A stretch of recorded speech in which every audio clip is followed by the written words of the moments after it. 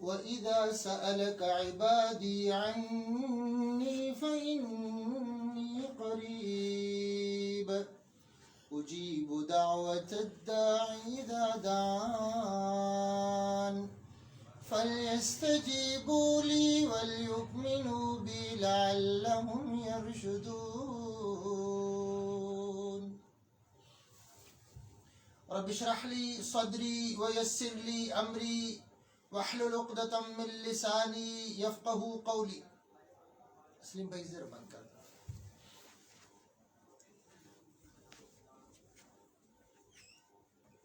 سورۃ البقرہ آیت نمبر 186 ہمارے سامنے ہے، اور جیسے ہم نے ایک دن چھوڑ کے ایک دن پہلے رمضان المبارک پر بات کرنے کی کوشش کی، تو اس سے پہلی آیت نمبر 185 پر ہم نے بات کی ہے الحمدللہ، اور آج ہمارے سامنے یہ آیت ہے.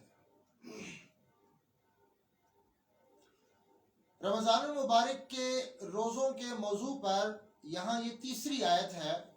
آیت 184 میں یہ بات ہوئی یا ایھا الذین آمنوا کتب علیکم الصیام، اور آیت 185 میں یہ بات ہوئی شہر رمضان الذی انزل فیہ القرآن ھدی للناس وبینات من الہدی والفرقان، اور 186 میں یہ بات ہو رہی ہے وَإِذَا سَأَلَكَ عِبَادِي عَنِّي فَإِنِّي قَرِيبٌ. ارشاد باری تعالی ہے وَإِذَا سَأَلَكَ، وَإِذَا واو اور اذا جب بھی جب سألک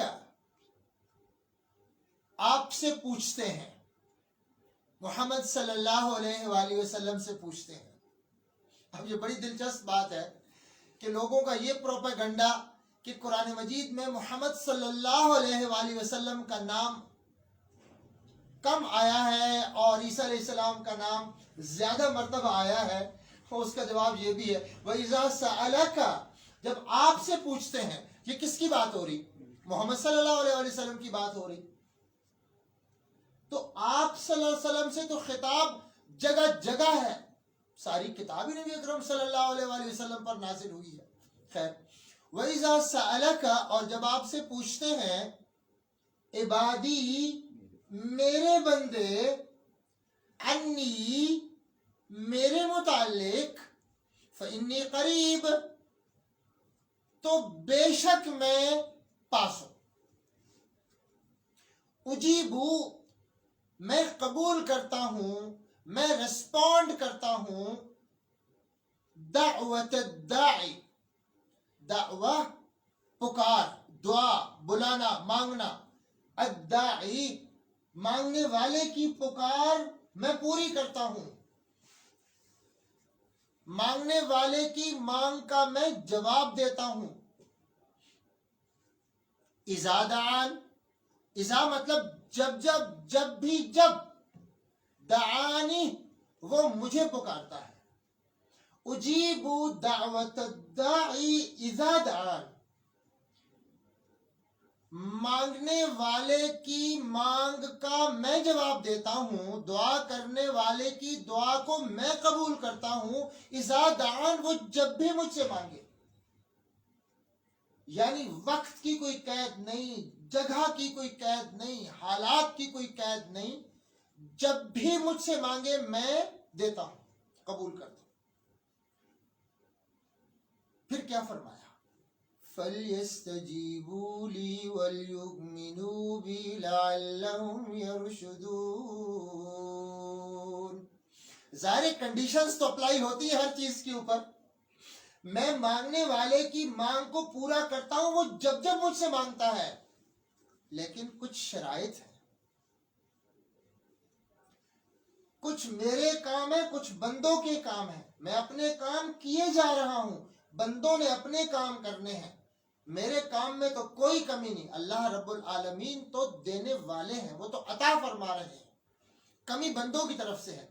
بندوں کے کرنے کا کیا کام ہے؟ یہ فرمایا فَلْيَسْتَجِيبُوا لِي وَلْيُؤْمِنُوا بِي لَعَلَّهُمْ يَرْشُدُونَ. فَلْيَسْتَجِيبُوا لِي، تو چاہیے یہ کہ وہ سب میرا کہنا ماننے کی کوشش کریں، وَلْيُؤْمِنُوا بِي، اور چاہیے یہ کہ وہ سب میرے ساتھ ایمان رکھیں، مجھ پر ایمان لائیں، لَعَلَّهُمْ يَرْشُدُونَ، امید ہے کہ وہ سیدھی راہ پا لیں گے۔ اب یہ بڑی دلچسپ بات ہے کہ اس سے پہلے قرآن مجید کا بیان ہوا، اس کی فضیلت بیان ہوئی، اور رمضان کی فضیلت قرآن کے حوالے سے بیان ہوئی کہ شہر رمضان الذی انزل فیہ القرآن، رمضان وہ مہینہ ہے جس میں قرآن اتارا گیا، یعنی رمضان کی عظمت قرآن کی وجہ سے بتائی۔ ھدی للناس وبینات من الہدی والفرقان، انسانوں کے لیے رہنمائی کی واضح نشانیاں اور حق اور باطل کے درمیان فرق کرنے والی۔ اس کے معن بعد جو آیت ہے اس میں فرمایا وَإِذَا سَأَلَكَ عِبَادِي عَنِّي فَإِنِّي قَرِيبٌ، جب میرے بندے آپ سے میرے بارے میں پوچھتے ہیں تو میں پاس ہوں۔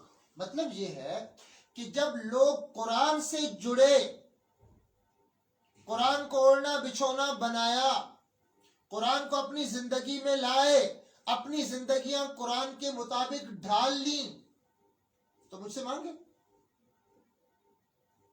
اور قرآن کو جب اللہ رب العالمین رسی قرار دیتے ہیں کہ اس کو تھام لو، تو گویا قرآن کے ذریعے سے اللہ رب العالمین سے مانگا جائے گا، قرآن کے مطابق عمل ہوگا، اللہ رب العالمین سے مانگیں گے، اللہ رب العالمین قبول فرمائیں گے۔ جیسے فرمایا نا کہ وَاعْتَصِمُوا بِحَبْلِ اللَّهِ جَمِيعًا وَلَا تَفَرَّقُوا وَاذْكُرُوا نِعْمَةَ اللَّهِ عَلَيْكُمْ إِذْ كُنْتُمْ أَعْدَاءً فَأَلَّفَ بَيْنَ قُلُوبِكُمْ فَأَصْبَحْتُمْ بِنِعْمَتِهِ إِخْوَانًا وَكُنْتُمْ عَلَى شَفَا حُفْرَةٍ مِّنَ النَّارِ فَأَنْقَذَكُمْ مِنْهَا، اور اللہ کی رسی کو مضبوطی سے تھام لو اور آپس میں اختلاف نہ کرو، وَاذْكُرُوا نِعْمَةَ اللَّهِ عَلَيْكُمْ، اور اللہ کی اس نعمت کو یاد کرو جو اس نے تم پر کی۔ کب کی؟ اِذْ كُنْتُمْ أَعْدَاءً، جب تم آپس میں دشمن تھے، آپس میں دشمن،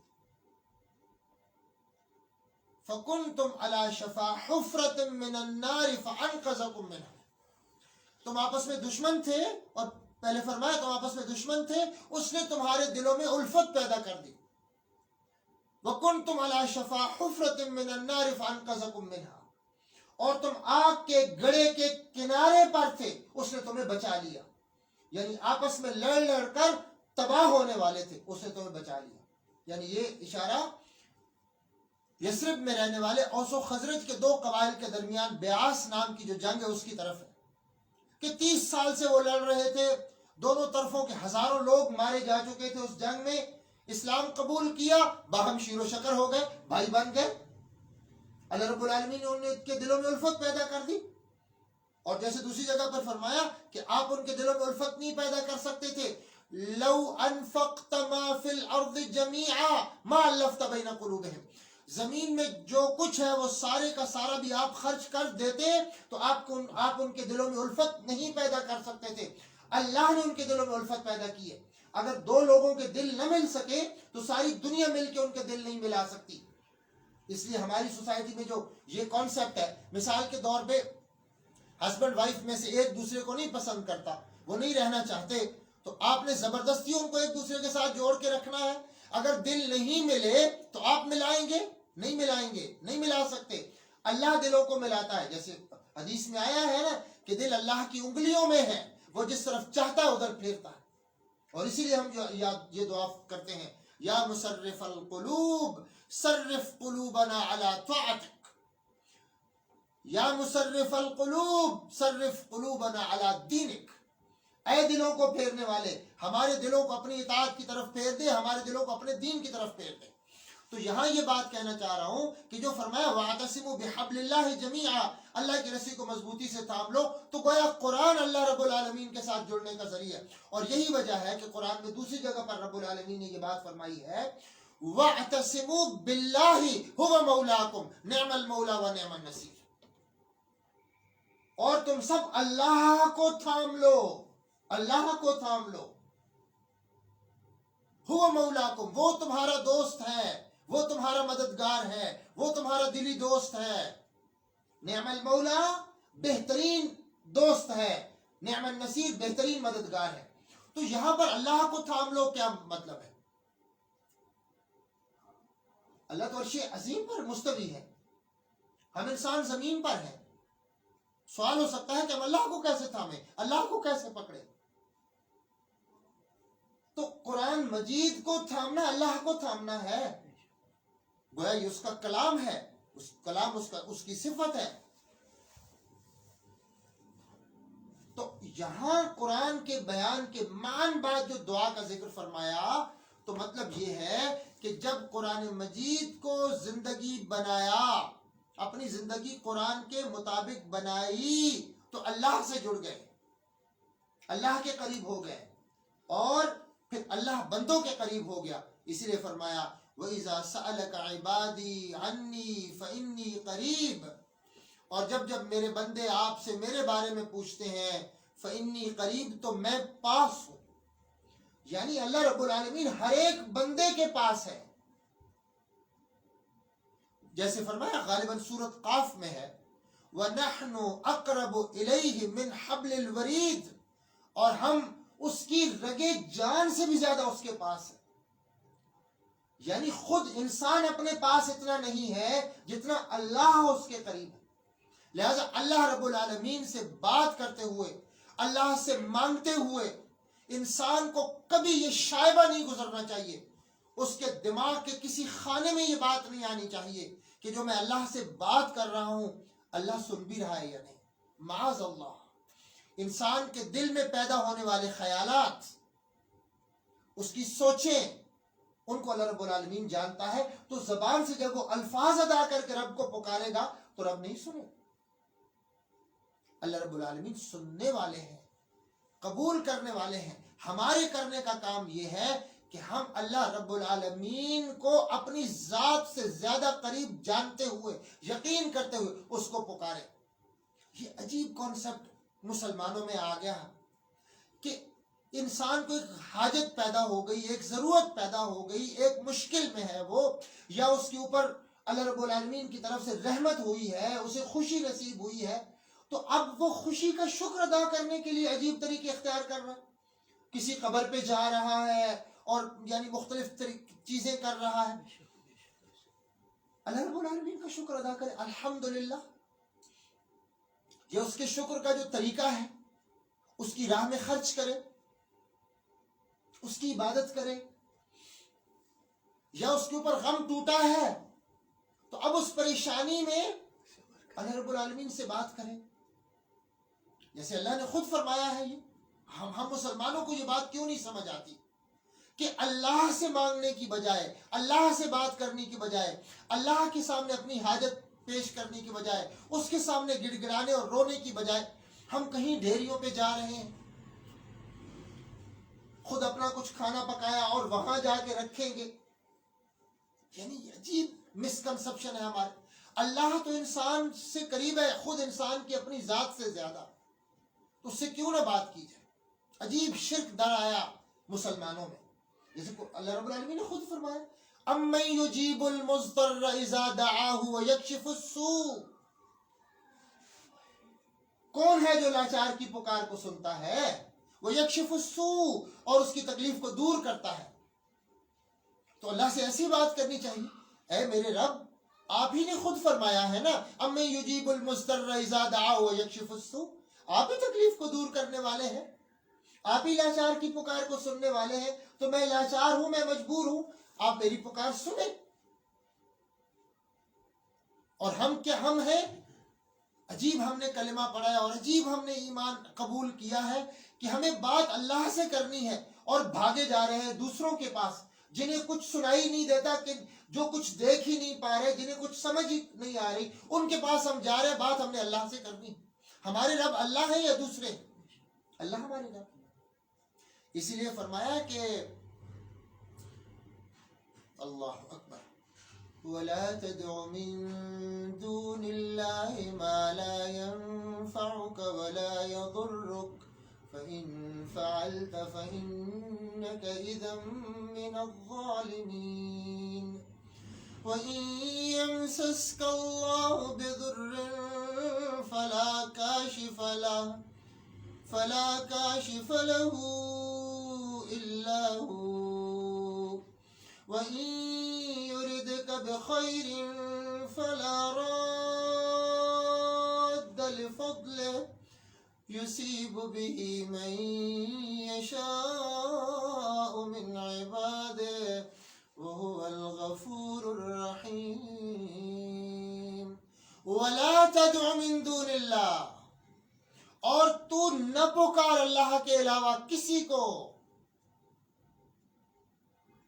لا ينفعك ولا يضرك، جو تجھے کوئی فائدہ نہیں دے سکتا، جو تیرا کچھ نہیں بگاڑ سکتا، جو تجھے کچھ نقصان نہیں دے سکتا. فَإِن فَعَلْتَ، پھر اگر تو نے ایسا کیا، اللہ کو چھوڑ کر کسی اور سے مانگا، کسی اور در پہ گیا، فَإِنَّكَ إِذًا مِّنَ الظَّالِمِينَ، تو ظالموں میں سے ہے. اور پھر یہ آفاقی اصول بتایا اپنی رحمت کا. اللہ وَإِن يَمْسَسْكَ اللَّهُ بِضُرٍّ فَلَا كَاشِفَ لَهُ إِلَّا هُوَ وَإِن يَمْسَسْكَ اللَّهُ بِضُرٍّ، اور اگر تجھے کوئی تکلیف پہنچی، فَلَا كَاشِفَ لَهُ، تو اس کو کوئی ہٹانے والا نہیں، کوئی کھولنے والا نہیں، کوئی دور کرنے والا نہیں، الا ہو، مگر وہی. اگر تجھے کوئی تکلیف پہنچی تو اس اللہ کے علاوہ اس کو کوئی کھولنے والا ہے ہی نہیں. اور ساتھ ہی فرمایا وَإِن يُرِدْكَ بِخَيْرٍ فَلَا رَادَّ لِفَضْلِهِ، اور اگر اس نے چاہا، اس نے ارادہ کر لیا کہ تجھے بھلائی پہنچائے، فلا راد لفضلہ، تو اس کے فضل کو کوئی ڈالنے والا نہیں، ہٹانے والا نہیں، تجھے وہ خیر پہنچا کے چھوڑے گا. ساری دنیا مخالف ہو کہ تجھے یہ بھلائی نہ ملے، اللہ تجھے پہنچا کے چھوڑے گا. یصیب بہ من یشاء من عبادہ، وہ اپنے بندوں میں سے جس جس کو چاہتا ہے اس کو وہ دے دیتا ہے، بھلائی دے دیتا ہے. ہم اپنی نماز میں اسی سے تو اپنی نماز ہم شروع کرتے ہیں، یا اب نماز کے بالکل خاتمے پر جو ہم دعا پڑھتے ہیں، اللہم لا مانع لما اعطیت ولا معطی لما منعت ولا ينفع ذا الجد منک الجد. اے پروردگار، جو تو دینا چاہے اسے کوئی روک نہیں سکتا، اور جو تو روک لے وہ کوئی دے نہیں سکتا، وہ کوئی دے نہیں سکتا، کسی کے اختیار میں نہیں. تو ہمیں کس سے مانگنا ہے؟ ایک اللہ سے مانگنا. اس لیے فرمایا وَإِذَا سَأَلَكَ عِبَادِي عَنِّي فَإِنِّي قَرِيبٌ، اور جب آپ سے محمد صلی اللہ علیہ وآلہ وسلم میرے بندے میرے متعلق پوچھتے ہیں تو میں قریب ہوں. یہ نہیں کہا کہ ان کو بتا دو کہ میں قریب ہوں، کہا میں قریب ہوں، بے شک میں قریب ہوں. یعنی ہر ایک بندے کے پاس ہے اللہ، ہر ایک بندے کی پکار سن رہا، ہر ایک بندے کے دل میں گزرنے والے خیالات کو جان رہا. اللہ کو پتا ہے میرا بندہ اس وقت کیا چاہ رہا. تو جس کو ہماری چاہت کا، ہماری خواہش کا، ہماری سوچ کا اور ہماری ضرورت کا آپ سے آپ پتا ہے، ہم کتنے بد نصیب ہوں گے اور کتنے دھتکارے اور ٹھکرائے ہوئے ہوں گے کہ ہم کسی اور در پہ جا کے بتائیں کہ میری یہ ضرورت ہے، اور اس کو ہم سمجھاتے ہی رہیں کہ میری یہ ضرورت ہے. انسان کی کچھ ضروریات ایسی ہیں جو وہ صرف اور صرف رب العالمین کو ہی بتا سکتا ہے اور رب ہی جان سکتا ہے. بعض انسان کی ایموشنل ضروریات ہوتی ہیں، کہیں سے اس کے دل کو ٹھیس پہنچ رہی ہوتی ہے. آپ کا دل کہیں سے دکھ رہا ہے تو آپ کسی کو کیا بتائیں گے کہ میرا دل دکھ رہا ہے؟ کسی سے کوئی چیز تو آپ دنیاوی جو ٹینجیبل چیزیں ہوتی ہیں وہ تو مانگ سکتے ہیں کہ مجھے فلاں چیز دے دے، تو وہ ممکن ہے دے دے. لیکن جو انسان کی نفسیاتی مسائل ہیں، اس کی جو ایموشنل جو چیزیں ہیں، ان کو کون سمجھے گا؟ ان کو اللہ رب العالمین سمجھتا ہے، جو انسان کے دل سے، انسان کی اپنی ذات سے انسان کے قریب ہے. اس لیے فرمایا فإنی قریب، تو بے شک میں پاس ہوں، میں پاس ہوں. اجیب دعوت الداعی اذا دعان، یہ نہیں کہ صرف پاس ہوں. بہت دفعہ ایسے ہوتا ہے، ہماری امی ہمارے پاس ہوتی ہیں، ہمارے ابو ہمارے پاس ہوتے ہیں، ہمارے بہن بھائی ہمارے پاس ہوتے ہیں، لیکن ہمارے دل میں کچھ کیفیات ایسی چل رہی ہوتی ہیں جو ہم جانتے ہوتے اور ہمارا رب جانتا ہوتا ہے. کوئی قریب ترین رشتہ بھی ان کو نہیں جان سکتا. اللہ سے قریب کون ہے؟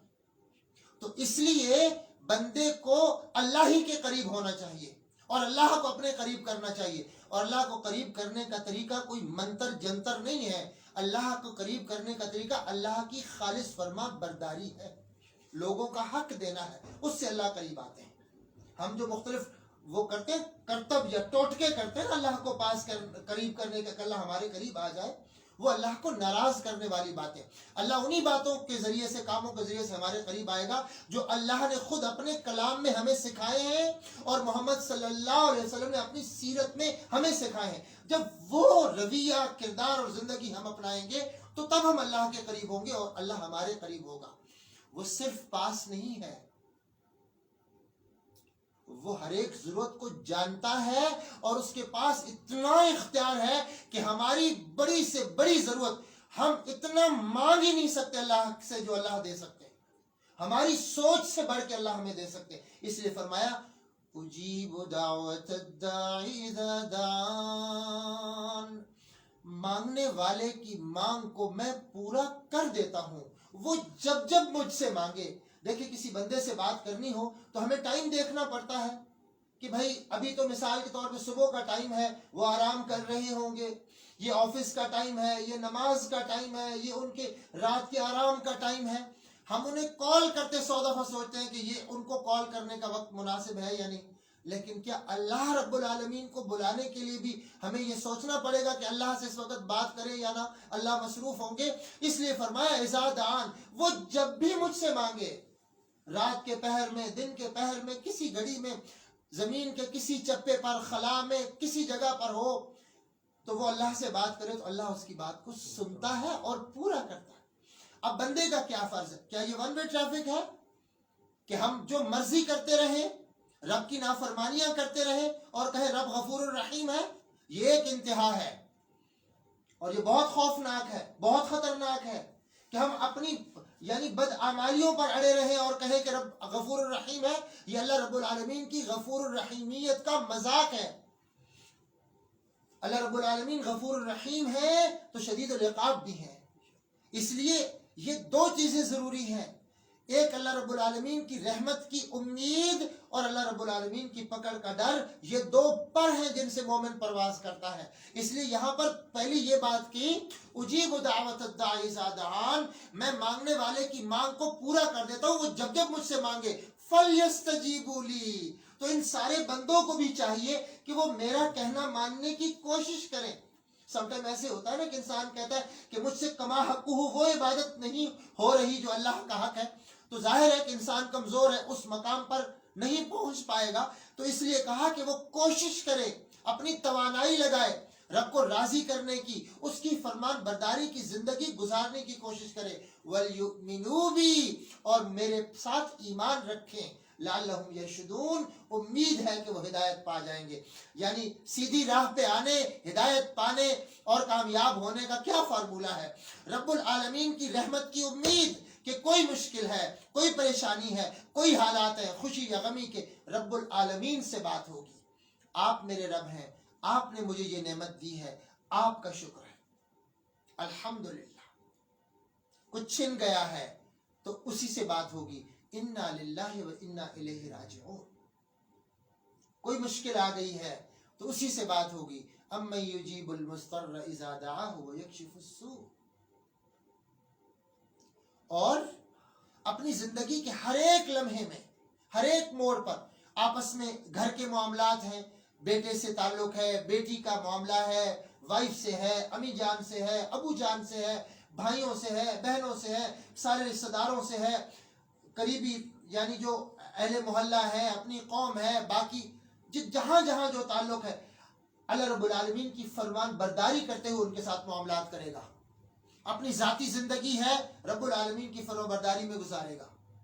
کمانے کا خرچ کرنے کا معاملہ ہے، یہ زندگی کا جو بھی موڑ ہے، زندگی کی جو بھی ڈائمنشن ہے اور زندگی کا جو بھی کام ہے وہ رب العالمین کی فرمانبرداری میں گزارے گا، اس کے ساتھ ایمان رکھے گا، یہ ہدایت پر آنے کا راستہ ہے۔ یہ کوئی ہدایت نہیں ہے کہ ہم گناہوں پر گناہ کرتے رہیں، نماز کا وقت ہے اور ہم نماز کے لیے نہ اٹھیں اور کہیں کہ اللہ غفور الرحیم ہے، اور جب ہم مشکل میں پھنسے تو اس کو پکارنے لگ جائیں، یہ اللہ رب العالمین کو ناراض کرنے والی بات ہے۔ اس کی فرمانبرداری ہوگی، اس پر ایمان ہوگا اور اس سے مانگا جائے گا۔ رحمت کی امید اور اس کی پکڑ کا ڈر، یہ دو چیزیں ہوں گی، یہ دو پر ہیں جن سے ایک مومن پرواز کرتا ہے۔ اللہ رب العالمین سے دعا کرتے ہیں کہ اللہ رب العالمین ہمیں کما حق کو اپنی فرمانبرداری کی توفیق دے دے، اپنے اوپر حقیقی ایمان کی توفیق دے دے، اور پھر ہمیں یہ توفیق دے کہ ہم صرف اور صرف اس سے مانگنے والے ہوں، اس کا در چھوڑ کے کہیں جانے والے نہ ہوں۔ السلام علیکم ورحمۃ اللہ وبرکاتہ۔